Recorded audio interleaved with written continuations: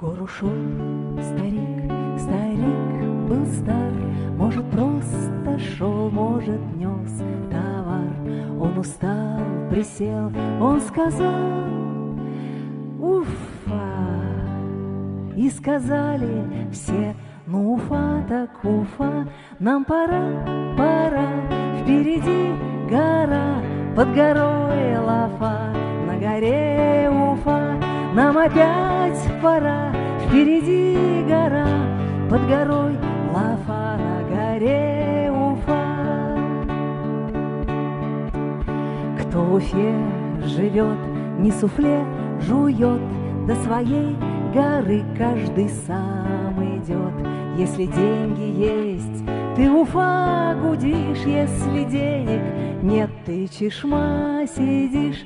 Нам пора, пора, впереди гора, под горой Лафа, на горе Уфа, нам опять пора, впереди гора, под горой Лафа, на горе Уфа.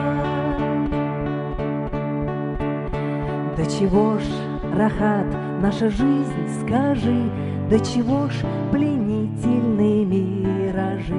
Не Уфа ли там впереди сама? Приглядишься, нет, то опять Чишма. Нам опять пора, впереди гора, под горой Лафа, на горе Уфа. Нам опять пора, впереди гора, под горой Лафа, на горе Уфа. Из Уфы беги, улетай, уедь, но одно поймешь и сейчас, и впредь.